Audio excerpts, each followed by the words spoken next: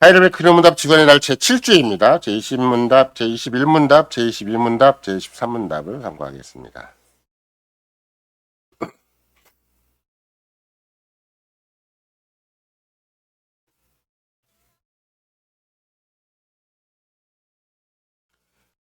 제20문답, 그러면 모든 사람들이 아담으로 말미암아 멸망한 것과 똑같이 모든 사람이 그리스도에 의해서 구원받습니까? 아닙니다. 오직 참 믿음에 의해 그리스도 안에 접붙여져서 그의 모든 은덕들을 받아들이는 자들만 구원받습니다. 제11문답, 참믿음이란 무엇입니까? 참믿음은 내가 하나님께서 그의 말씀에서 우리에게 계시하신 모든 것을 진리라고 받아들이는 확실한 지식입니다. 동시에 하나님께서 죄사함과 영원한 의로움, 구원을 순전한 은혜로만 오직 그리스도의 공로 덕분에 다른 사람들뿐 아니라 나에게 내려주셨다는 견고한 확신입니다. 바로 이 믿음을 성신께서 복음으로써 내 마음에 일으키십니다. 제12문답, 그러면 그리스도는 무엇을 믿어야 합니까? 복음 안에서 우리에게 약속된 모든 것으로서 우리의 보편적인 의심할 여지 없는 기독교 믿음의 조항들이 요약하여 우리에게 가르칩니다. 23문답, 바로 이 조항들은 무엇입니까? 전능하신 성부 하나님, 천지창조라는 믿사오며 그의 독생자 우리 주 예수 그리스도를 믿사오니 그는 성신 대대사 동정님 아래에게 나셨고 본도 빌라도 아래에서 고난을 받으사 십자가에 못 박히시고 죽으시고 장사지시고 원부에 내려가셨나이다. 사흘날에 그는 죽은 자로부터 부활하사 하늘로 오르셨고 전능하신 하늘 우편에 앉아 계시다가 거기로부터 사형자들과 죽은 자를 심판하러 오시나이다. 나는 성신을 믿사오며 거룩한 보편적 그리스도의 교회와 성도의 계제와 죄사함과 육신의 부활과 영원한 생명을 믿사옵나이다. 아멘. 그러한 성도 여러분, 금방 우리가 읽은 히브리서만 본다 할지라도 믿음 때문에 사람들이 큰 고통과 죽음, 온갖 세상에서 감히 예상할 수 없는 그런 환난과 고초를 당했습니다. 물론 혹자들은 그 일일이 그 경우마다 이게 누구다라고 말도 하게 되겠지만 어쨌든 거기만 본다 할지라도 우리가 일반적으로 생각하는 뭐 돌로 치는 것, 톱으로 켜는 것, 시험과 칼에 죽임을 당하고 양과 염소의 가죽을 입고 요리하고 궁핍과 환난과 학대를 받는 것, 또 광야와 암중과 산중과 암과 토결에 유리했다는 것, 이런 것들을 제가 최근에 그 왈도파가 어떻게 중세를 지냈는가를 정리를 하면서 보니까 이 사람들도 얼마든지 참 유리 방황, 뭐 거의 한 세대 정도가 아니라 다음 세대까지 계속 뭐 알프스 산 말할 것도 없고 또 그 벽지라고 해야 되는가, 또 예를 암굴, 뭐 암혈, 토굴, 뭐 어떤 광야 이렇게 얘기를 하지만 이런 것들을 넉넉히 감수할 수밖에 없었던 것은 그 당시에 카톨릭이 거짓된 믿음이었기 때문에 참 믿음을 위해서 이렇게 자기 인생을 주님 앞에 성실하게 살았다라는 걸 알 수가 있죠. 끝까지 어떻게 보면 참 지독하다 싶을 정도로 자기 믿음을 고수를 했어요. 참 지독한 사람들이다라고 생각될 정도로. 근데 실은 그 사람들이 우리가 볼 때 참 지독한 사람들이긴 하지만 그럼에도 불구하고 자신들의 믿음이 하늘 보좌 우편에 계신 그리스도에게 철저하게 매여진 것이기 때문에 그들이 아무리 세상에서 바라볼 때 또 우리가 평가할 때는 굉장히 험한 삶을 살았다고 친다 할지라도 오히려 하늘 보좌 우편에 계신 그리스도에서 철저하게 안전을 보장받은 인생이다 이렇게 생각을 해야 되는 것이지, 눈에 보이는 대로만 막 평가하면 안 돼. 세상에서 그냥 저 사람들 다 고생 무지무지하게 한다고 평가할 일이 아니라 오히려 편하게 사는 사람들은 그리스도로부터 온갖 저주를 받는 것이고, 그럼에도 불구하고 어떤 험악한 삶의 여건 속에서도 하늘 보좌 우편에 계신 그리스도가 철저하게 보호하시고 인도하셨다, 이런 걸 더 깊이 생각을 해야 되는 것이죠. 따라서 오늘은 이런 맥락에서 나의 믿음은 참 믿음인가, 뭐 수많은 거짓 믿음이 있고 유일하게 한 믿음이 있고 오직 믿음을 통해서만 구원받는다는 소제목 하에서 하이레벨 근현문답 제7주를 참고하고자 합니다.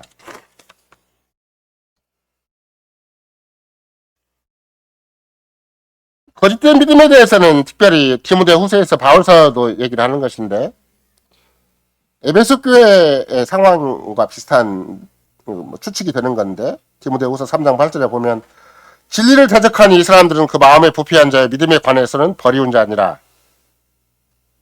이렇게 버리운 자다 이렇게 쓰죠. 폐기 처분된다. 그러니까 그 믿음이 겉으로 보기에는 멀쩡해 보여도 실은 폐기 처분할 수밖에 없는 그런 것이 있다는 거죠. 가짜 믿음이라는 거예요. 가짜 믿음의 현저한 것은 무엇인가 그러면 모양만 있고 능력을 부인한다는 거예요. 우리가 계속 오전 시간에 율법주의나 그런 계율주의, 인본주의, 알미니안주의의 문제점 뭔가 그러면 물론 하나님의 진리를 자꾸 왜곡시켜요. 너무 인본적으로 합리화시키기도 하고 막 이것저것 자꾸 떼다 붙이기도 하고 떼기도 하고 뭐 성찬 성례에 대해서도 자꾸 필요한 대로 넣었다 뺐다 하기도 하고 별짓 다 하는 것처럼 보이지만 핵심은 뭔가 그러면 바울 사도가 디모데에게 가르친 것처럼 디모데후서 3장 5절에 뭐라고 명백히 얘기하는 것인가? 저들은 경건의 모양은 가지고 있으나 능력은 부인한 자다. 믿음이 하나도 현실적인 해결책이 안 된다는 것이죠. 믿음이 구원이 안 돼요. 자기들의 구원이 안 되는 거예요. 우리가 계속해서 공부하는 것은 거짓된 믿음이라는 걸 자꾸 공부하는 것인데 거짓된 믿음은 뭐 히스토리컬 페이스라는 것도 있고 인텔렉츄얼 페이스 또는 아니면 미러클러스 페이스 또는 템포럴 페이스 이렇게 해가지고 현세적인 거 임시적인 거 아니면은 또 지적인 거 막 이렇게 자꾸 얘기를 하잖아요. 근데 뭐 그건 진짜 믿음은 뭐라고 하는 거야? 그러면 뭐 트루 페이스라고 하기도 하지만 진짜 믿음은 다른 말로 바꾸면 세이빙 페이스라 그래요. 이게 ing를 써가지고 지금 구원하는 믿음이라고 변해갈 수가 있어. 구원하는 게 나를 항상 구원을 해요. 나를 언제든지 그 믿음이 이거 내가 잘못한 거 아니에요? 나의 믿음이 나의 생각도 구원하고 내 감정도 구원하고 내 의지도 구원하고 내 현실도 구원하고 내 인생도 구원하고 내 가정도 구원하고 내 관계된 모든 것을 구원받는 것이지. 이거 세이빙이 진행 형태로 되어 있다는 것은 항상 살아있다는 거예요. 그러니까 진짜 믿음은 뭔가 항상 나를 구원을 해요. 여러분과 내가 예를 들면은 우리가 가진 생각이 잘못되면 한없이 엉뚱한 대로 인생을 허비할 거 아니에요. 또는 거기서 망할 수도 있고 잘못된 대로 가서 이단 사슬에 빠지기도 하면 아까 같이 자기는 좋은 교회 다닌다고 다녔는데 알미니안적인 교회를 다니고 그렇게 또 율법주의 교회를 다니고 그래서 한 번도 구속사에 대해서 들어본 일이 없이 윤리와 도덕 설교만 들었다. 그러면 자기는 착하게 살았는데 정말로 윤리와 도덕 설교 들으면 누구나 착하게 살 거 아니에요. 선하게 살 거 아니에요. 열심히 살고. 착하고 열심히 살았는데 율법주의면 인본적인 것이니까 그거는 복음과는 상관이 없고 은혜와는 상관이 없고 그리스도와는 상관이 없는 걸 살아야 되니까 자기는 열심히 성실하게 누구보다도 정성을 다해 살았는데 거짓된 믿음이 되어버리는 거예요. 그럼 자기를 구원하지 못해. 지식 하나, 지성 하나가 똑바로 되는 것도 그건 구원이다 라고 생각할 수가 있고 또 어떤 사람은 똑같은 교회 모습인데 막 기도원 가서 울고 불고 소나 뽑고 막 다 흔들고 별짓 다 하고 막 울고 불고 다 했는데 그 울음이 가짜 울음이에요. 그 울음이 진짜 울음보다 더 중요한 건 구수견에 대한 감사가 있어야 되고 찬양이 있어야 되는 건데 구수견에 대한 감사 찬양 없이 막 한이 터져가지고 막 속이 터져가지고 막 오장육부로 막 내놓고 막 그렇게 울었다. 그럼 그게 참 믿음인가? 아니에요. 또 그것도 자기 스트레스고 자기 현실이고 그냥 자기에 집착된 것이지. 구속의 은혜에 대한 감사가 있어야 된다니까요. 구속의 은혜에 대한 감사 없이 막 눈물만 질질 흘린다고 해서 그것도 참 신앙이 아니에요. 근데 그런 걸 조장하는 목사들이 있고 그렇게 하면 또 앞에서 누군가 뭐 쇼맨십을 해서라도 막 이렇게 눈물을 조장하고 그런 정서적인 분위기를 조장하고 막 감성으로 막 띄워 올리면 그게 참교회인가? 그것도 참교회 아니에요. 참 믿음이 아니죠. 그러니까 이런가 내가 우리의 지성과 감성이 이 새로운 영혼의 기능들이 늘 하나님의 성신에 의해서 그리스도에 의해서 계속 새로워지는 경우가 아니면 오전 시간에 계속 얘기했지만 평안이 있고 화평이 있다.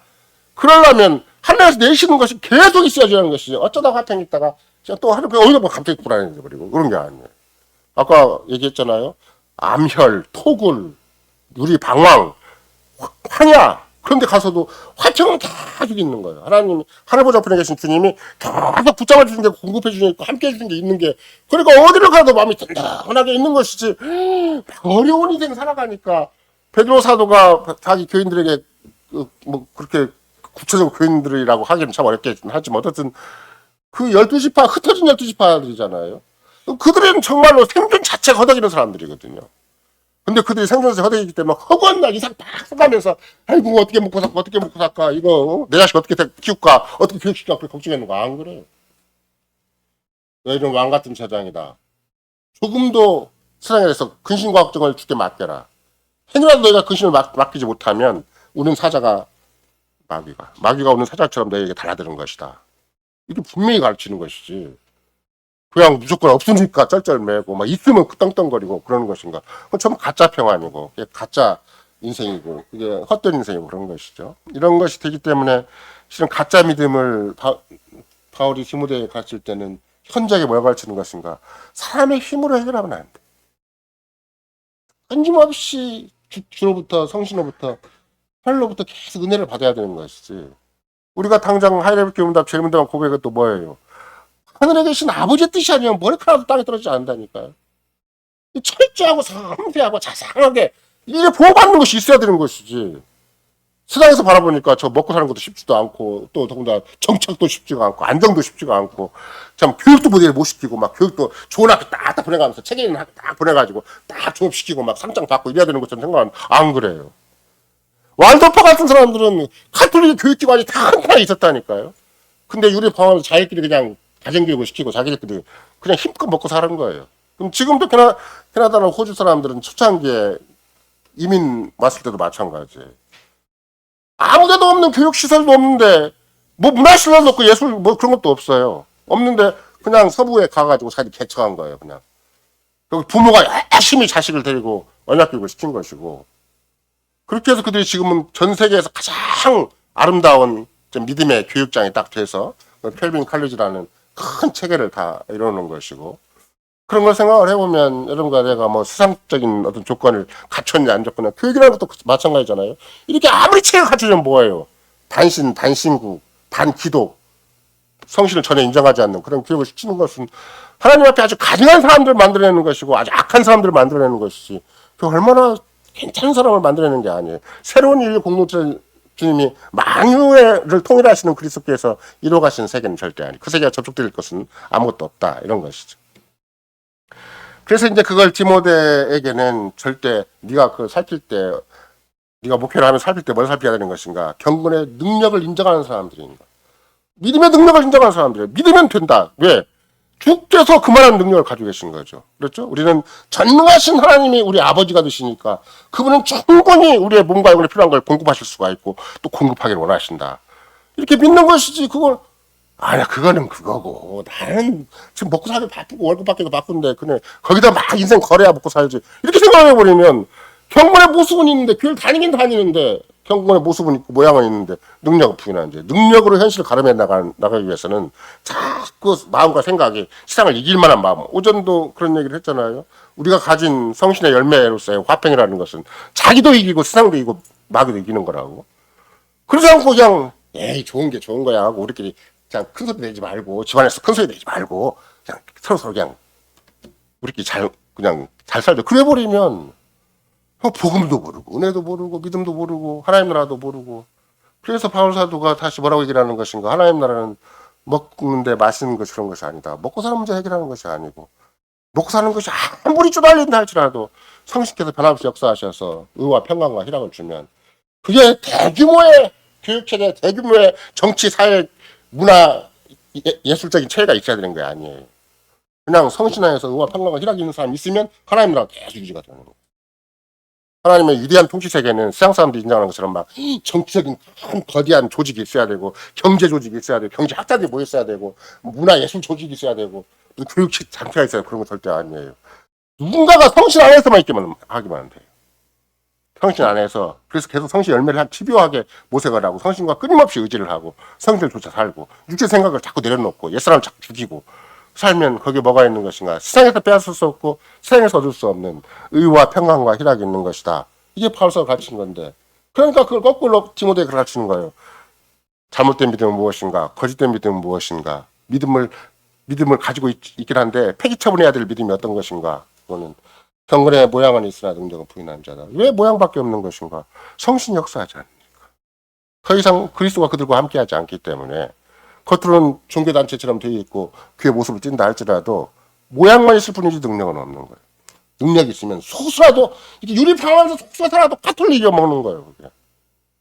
말도파가 그 숫자가 많잖아요. 물론 말도파도 한자 번역을 할 때는 기록을 보니까 막 7, 8만 명까지 총수가 있기도 했는데 카톨릭이 철저히 핍박을 해버리니까 교황이 아예 자기 권세 다 사용해서 말도파를 잔멸시키려고 그래요. 그러니까 나중엔 다 숨어서 죽기도 하고 순교당하기도 했겠지만 나중에는 별로 통계를 해낼 수가 없어. 다 흩어져 버렸기 때문에.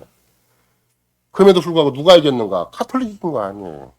카톨릭은 영원한 멸망을 지금 살아가고 있는 거고 왈도파 후계자들이 종교개혁자들과 연결돼가지고 결국은 종교의 위대한 산물을 내게 되었고 그 후손들로 여러분과 내가 있는 것이죠. 이런 걸 생각을 해보면 결국은 참믿음과 거짓된 믿음의 현저한 것은 무엇인가? 능력의 문제지 의형의 문제는 아니라 정말로 한 인간의 마음속에 뭐가 있는가? 진짜 중요해요. 그 사람 생각 속에 뭐가 있고 그 사람의 감성 속에 뭐가 있는 것인가? 정말 그리스도를 사랑하고 이웃을 사랑하는 마음이 있고 정말로 자기의 온 인생을 주 앞에 드리고 난 나의 것이 아니라고 힘껏 고백하고 내게 주어진 사사건건마다 다 주님의 것을 살고 있는 것인가? 이게 중요한 것이지. 세상에서 번더러하니 막뭐 명함 갖추고 이럴 때 인정받을 만한 뭐 직업 갖추고 학력 갖추고 스펙 쌓아가지고 그건 바벨탑을 이루는 것이죠. 그거는 인간 제국을 이루는 데는 자기도 마귀의 제국을 이루는 데는 보탬이 되려는 거 몰라도 하나님의 은혜의 왕국에서는 먹는 것과 마시는 것이 아니라 성신 안에서 의와 평강과 희락이기 때문에 그 인격적 그 영혼적 기능이 내한테 있는 가 없는가를 따져서 하나님 나라가 이루어지는 거 아니는가 따지는 것이지 절대 세상적인 조건, 유형적인 조건 가지고 따지는 건 절대 아니다 이런 것이죠. 야고보 사도는 또 어떻게 얘기를 했는가 하면 야고보는 아까는 이제 그 디모데가 우리말로 번역을 할 때는 믿음에 관하여는 버리운 자다. 하지만 그 앞에는 뭐라고 써있냐면 이 사람들은 마음이 부패한 자예요. 믿음에 관해서는 버리운 자다. 그러니까 마음의 부패가 해결이 안 된 거죠. 새로운 영혼의 기능이 없는 거예요. 새로운 지성이 없고 구속받은 감성이 없고 구속받은 의지가 없어요. 믿음의 모양을 가지고 있는 것 같은데 그들은 오히려 믿음은 근본적으로 거부하고 있는 거나 다름이 없는 거죠. 그렇게 표현을 했다면 거치는 절대 아니에요. 거치는 아닌데 거치가 될 수밖에 없어요. 왜? 성신의 능력이 없으니까. 하늘로부터 계속 공급되는 생명력이 없으니까 자기는 인간적으로 최고의 의지를 발휘해요. 얼마나 선교사로 가면 얼마나 힘들겠어요. 목사가 되면 얼마나 힘들겠어요. 쉽지는 않은 거거든요. 그 안에서 정말 자기 나름대로 막 악전 고투해가며 사는 것처럼 보이는데 실은 자기 힘들어서 살아가요. 이게 문제. 너무 고생해도 그것이 막 고생에 대해서 자기가 막 애고달고 하는 것도 실은 정상적인 믿음이 아니고 그렇다고 막 너무 세상적으로 막 흥청망청 하는 것도 정상적인 믿음이 아니에요. 오히려 자기는 새 사람으로서 참된 가치를 계속 주님 앞에서 서로 내가 구속받은 거 구원받은 걸 즐기면서 하나님께 감사와 찬송을 해가고 살아가는 것이지 진짜 참믿음을 가진 자는 토굴과 아멜과 광야에 유리 방황했기 때문에 그냥 눈물 콧물로 쏟고 다녔다 그런 거 없어요. 언제든지 감사와 찬양이 있었지.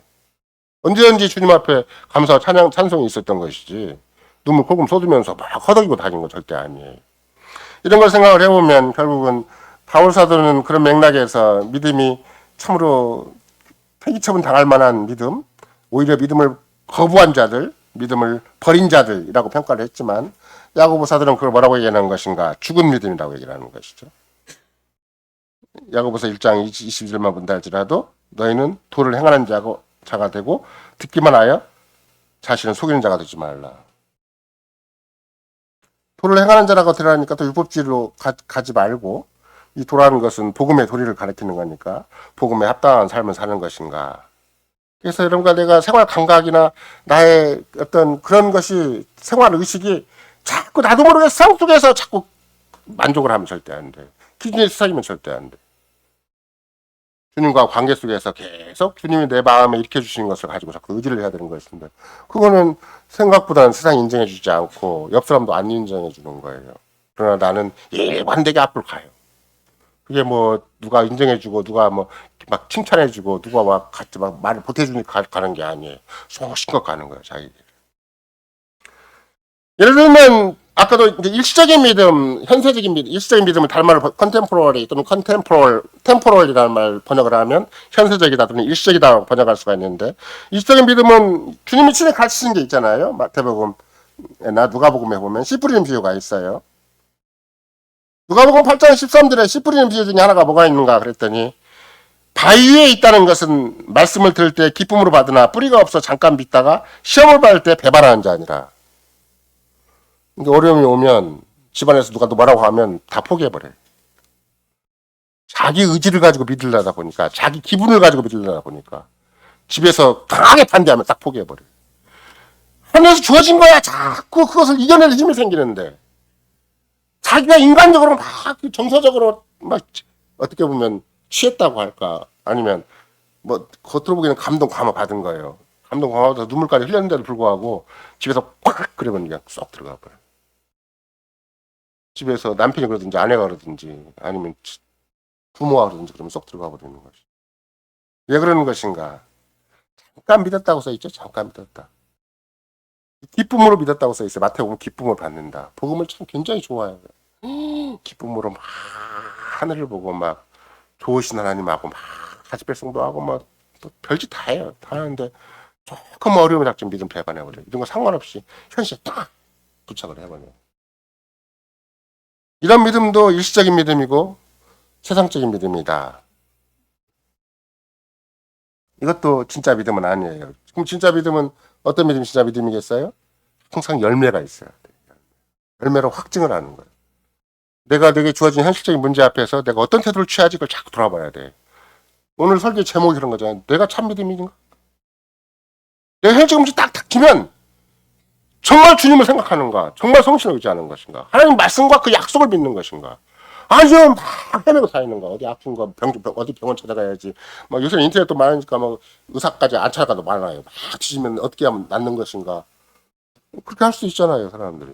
젊은 사람들은 더 예민하죠. 왜냐하면 아날로그 세대는 찾지도 못하고 뭐 가끔씩 월요일날 얘기하는 거 보면 눈에는 그게 별로 큰 거 아니지만 아날로그 세대는 이거 하나 발견하면 엄청나게 큰 거라고 이렇게 어떤 목사님 그러시는데 우리 세대는 뭐 인터넷이 그렇게 정보 마당이 정보 바다가 환히 열린 세대가 아니기 때문에 조금은 느릿하다 그럴까 조금은 더디다고 할까 이런 것도 없잖아 있을 수가 있는데 젊은 세대는 안 그래요. 감각적으로 탁 트여서 그냥 탁 해결하려고 그러는 건데 문제는 그렇게 하고 안 하고를 잘했다 못했다가 문제가 아니에요. 믿음의 행위가 아니라는 거예요. 내가 내 인격을 주께 드려서 난 나의 것이 아니요 살아서나 죽어서나 내 몸과 영혼의 유일한 이론은 내가 그리스도의 것입니다라는 차원에서 현실을 가름해 나가야지. 아무리 진싸게 파악을 해가지고 착착착 대대했다 그래도 그거는 기계적인 반응이고 비인격적인 반응이고 비신적인 반응이고 비기독적인 반응이고 그런 것이지 이게 정상적인 참 신자로서 그리스도인으로서 하는 반응은 아니에요. 그래서 이런 것들은 여러분과 제가 현실적으로 너무 세상에 매여 있고 세상의 방법론에 익숙해져 있고 세상적인 감각에 익숙해져 있으면 참 믿음을 잘 모르게 된다 이런 것이죠. 예를 들면 그 베드로가 사마리아에서 기적을 일으킬 때가 있었거든요. 마술사 시몬이 엄청나게 감동을 받았어요. 사도행전 8장 13절에 의한다면 시몬도 세례를 받은 후에 전심으로 빌립을 따라다니며 나타나는 표적과 능력을 보고 놀라니라. 그러니까 그 마술사 시몬이 자기가 여태껏 마술로 돈을 벌었고 일평생 마술을 먹고 살아왔는데 갑자기 빌립이나 베드로가 옆에서 절실한 걸 보니까 그냥 자기는 상상할 수 없는 기적과 능력이 나타나요. 그러니까 거기에 혹해가지고 막 나중에 나도 그렇게 하게 해달라고 하잖아요. 내가 내 마술사보다 더 신통한 것이 보이니까. 그래서 시몬이라는 이름을 따서 사이몬이라는 단어는 무슨 단어인가? 그 종교직을 목사를 팔고 사는 거예요. 종교직을 사고 파는 성직 매매. 여러분이 사이몬이라고 번역하면 시몬의라는 말 직역하면 시몬의라고 번역을 해야 되는데 사이몬이라고 번역하면 아니에요.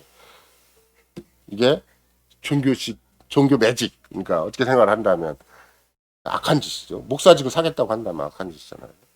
여러분도 과거에 허생전이라는 게 있는데 양반을 돈으로 산 거죠. 양반을. 근데 쌍놈 기질이 다 나오잖아요. 그게 허생전이라는 거예요.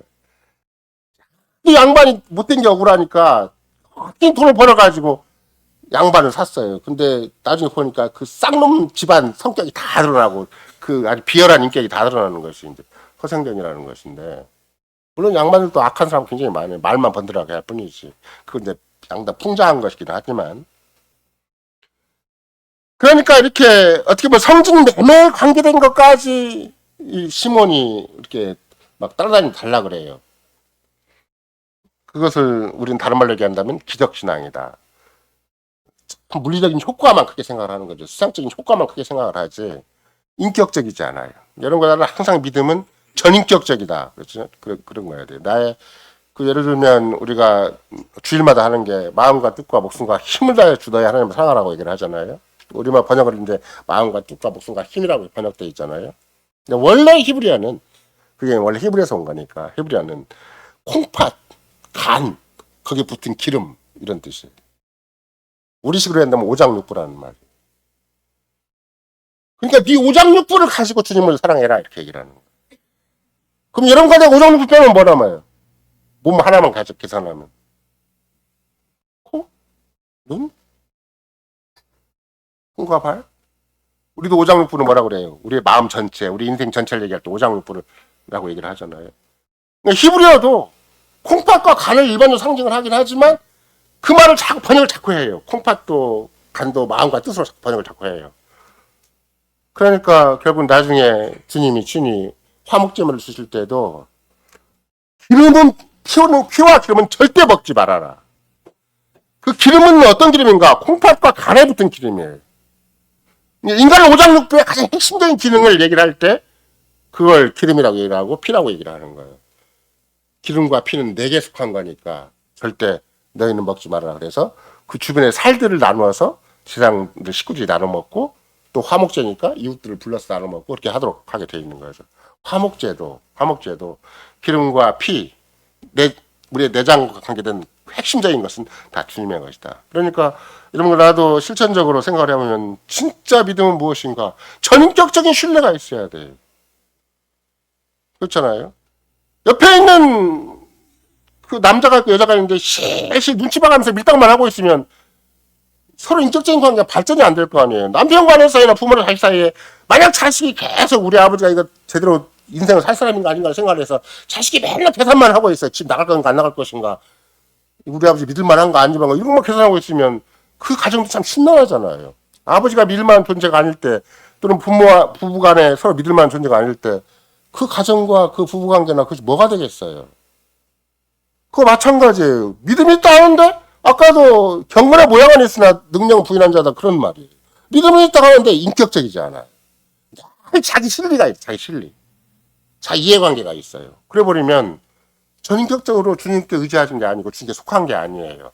주님의 것이 아니에요. 그럼 이런 거라도 진짜는 뭔가 그러면 내가 완벽하게 나는 나의 것이 아니라고 해야 주님의 것이 되는 것이지.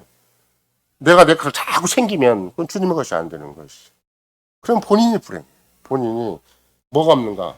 화평도 없고 사랑도 없고 희락도 없어요. 자기가 자기 것을 챙기는 한 자기식의 사랑이 있고 자기식의 희락이 있고 자기식의 화평은 있겠죠. 그러나 주님이 주시는 건 아니에요.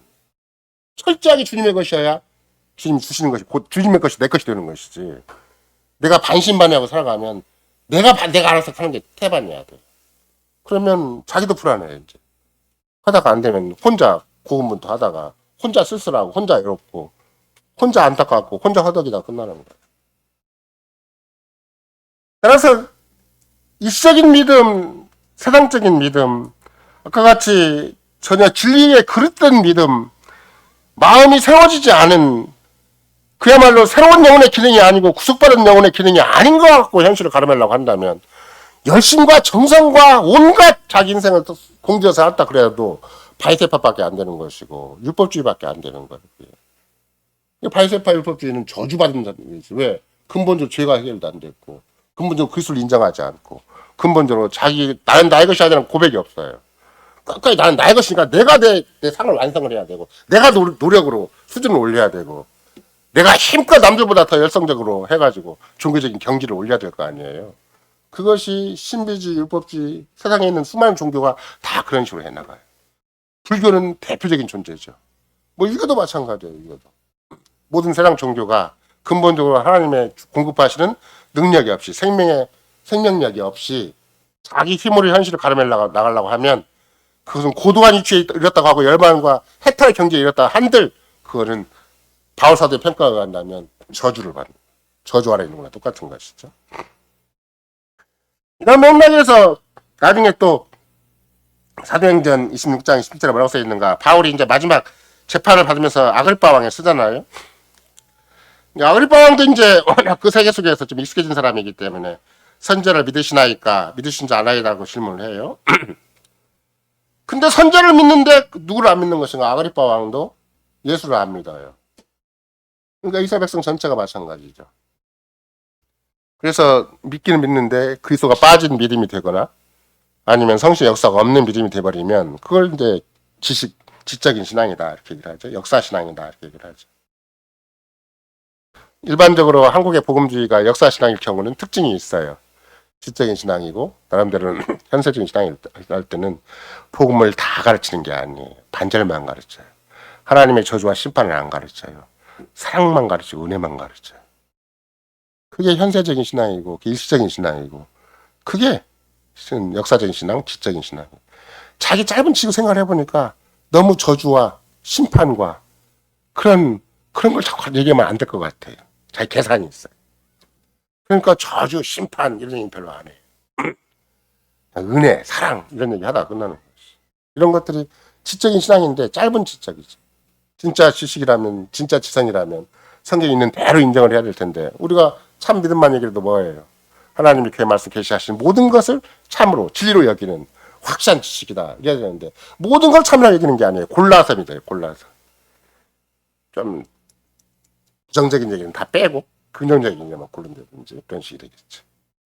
심판 얘기 하지 말자. 죄인이란 말 자꾸 쓰지 말자. 좀 더 적극적인 사고방식을 유도해내고 긍정적인 사고방식을 유도해내자. 뭐 그런 식으로 얘기를 하고 있네요. 따라서 바울 사도가 우리가 예수님 당시에도 마태복음만 본다 할지라도 그런 말이 있잖아요. 주여 주여 하는 자마다 다 그게 주님의 나라에 들어간 자가 아니고 아무리 주여 주여 한다고 주의 이름을 선지하 못하고 주의 이름을 권능을 행하고 주의 눈빛을 쫓아낸다 한다 할지라도 불법을 행하는 자다. 왜 불법을 행하는 자든가 했더니 하늘에 계신 내 아버지 뜻대로 행하는 자가 아니다. 그런 거잖아요. 뭐가 문제예요? 기독론의 부재가 치명적인 문제가 됐어요. 다른 말로 얘기한다면 그리스도를 믿지 않아요. 뭐 오늘날도 여러분과 나도 유대인만 탓할 것이 아니라 우리 삶에 참 믿음이 있는가 없는가 확인하면 뭘 믿어야 되는 거예요. 죽으신 그리스도도 믿어야 되지만 부활하신 그리스도도 믿어야 되고 하늘보좌 우편에 계신 그리스도도 믿어야 되거든요. 근데 죽으신 그리스도를 믿어요. 막 지옥 안 간다는 건 믿어요. 그리고 구속받고 죄사함 받은 건 믿어요. 해놓고는 하늘보좌 우편에 계신 그리스도는 안 믿어요. 그게 마귀가 교묘하게 속이는 거예요. 그러니까 하늘보좌 우편에 계신 그리스도 앞에서는 예민하지 않아요. 굉장히 개시나 많아. 하늘과 땅의 권세를 가지나 많아. 나는 그냥 내가 살던 대로 산다라는 게 참 많이 있죠. 바울 사도가 고린도 교회뿐만이 아니라 지금 갈라디아 교인들에게도 마찬가지고 또 하이델 기름답을 작성한 그런 종교 계획자들도 마찬가지. 믿음에 있는지 확증하라는 말은 네 믿음이 참 믿음이면 이 어두운 세대를 뚫고 나가는 것이고 이 죄악된 세상을 뚫고 나가는 것이고 이 무서운 반신적이고 반신국적인 세상을 충분히 내려놓을 수가 있는 것이고 참 믿음이 아니면 거기에 매여요. 질질 끌려다녀요. 그래서 우리는 로마 카톨릭이 이제 뭘로 바꿔버렸는가? 믿음은 성례를 통해서 믿음이 생긴다고 바꿔라고 그랬어요. 우리는 믿음이 하나님의 성신이 복음을 쓰셔서 우리에게 믿음을 준다고 얘기를 하잖아요. 로마 카톨릭은 사제가 신부가 성례를 행하면 세례를 주는 자체, 성찬 주는 자체 믿음이 막 생겨요. 또 막 구원의 믿음이 생기고 그래서 막 연옥에서 막 지옥에서 연옥으로 가고 연옥에서 막 천당으로 가고 막 그래요.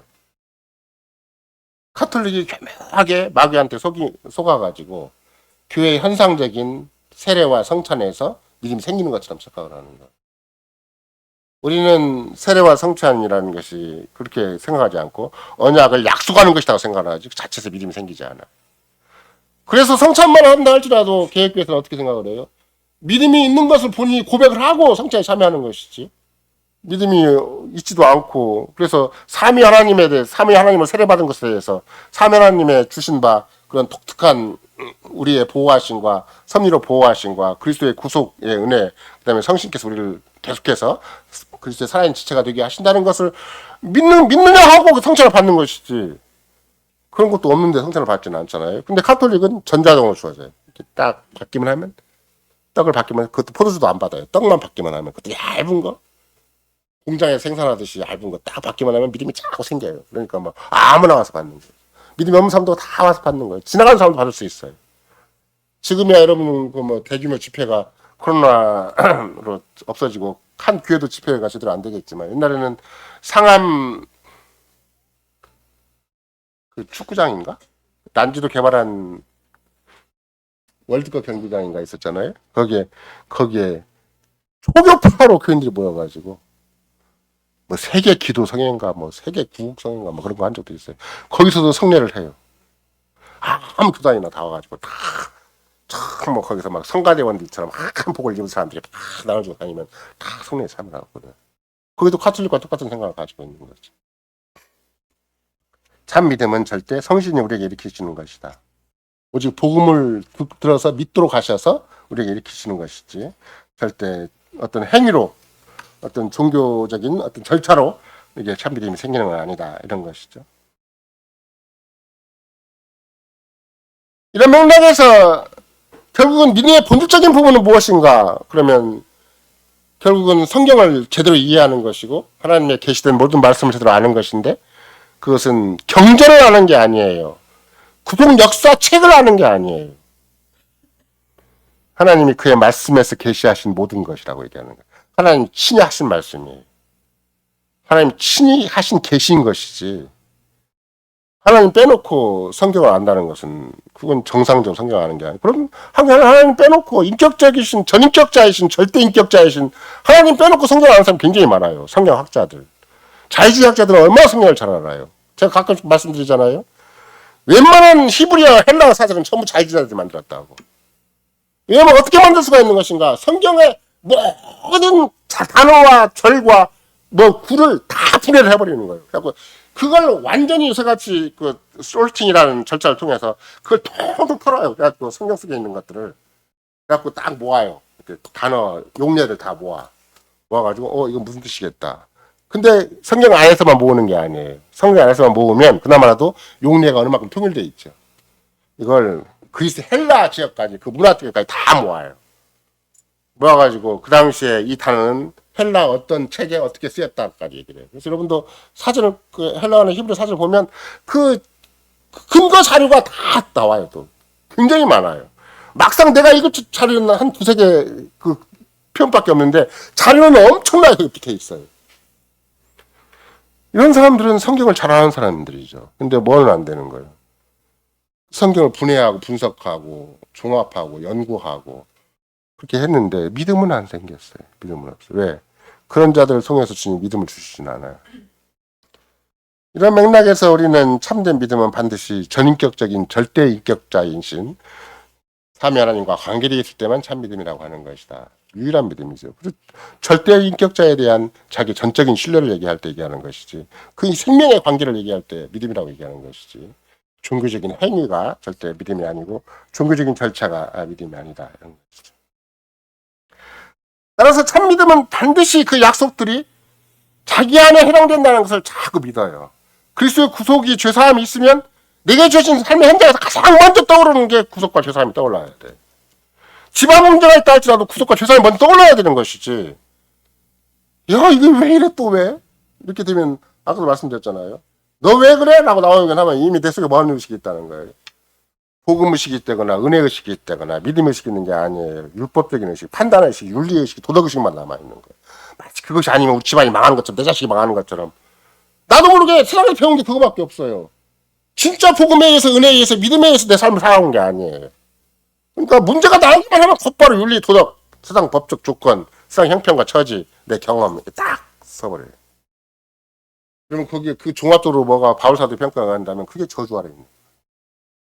진짜 해결책은 아니기 때문에, 진짜 살 길은 아니기 때문에 저주 아래 있는 거죠.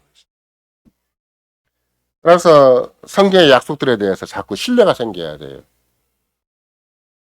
우리가 창세기 1장에서 하나님께서 여러분과 나를 하나님의 형상으로 만드셨다. 근데 타락을 했기 때문에 다시 그리스도 안에서 하나님의 형상을 회복시켰다. 그러면 그 형상이 어린양의 혼자지까지 가는 걸로 믿어야 되는 것이지.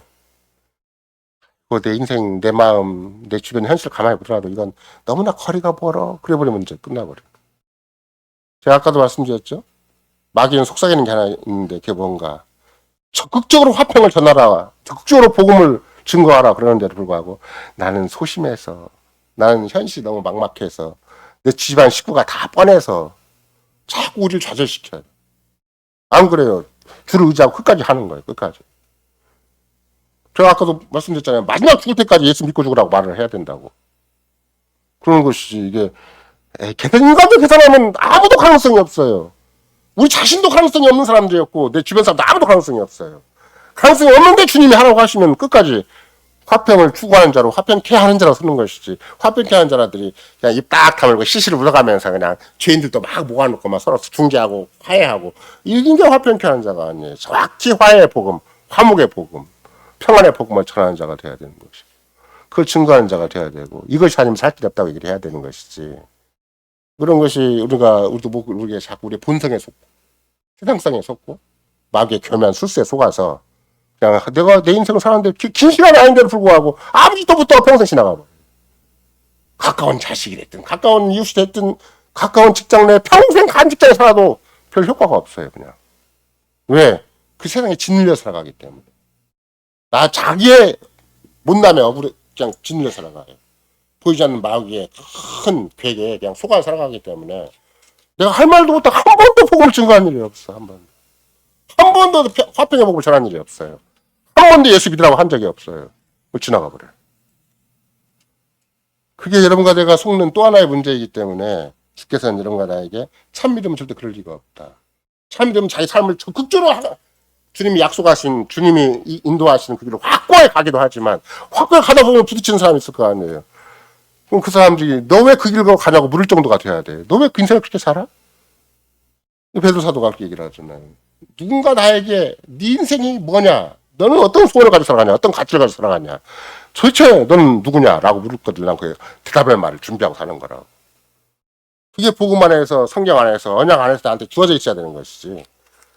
혹은 나 자식한테 얘기해도 공부 열심히 해. 공부 이렇게 하고 나면 도대체 자식한테 내가 뭔 얘기하고 산 거야 지금까지.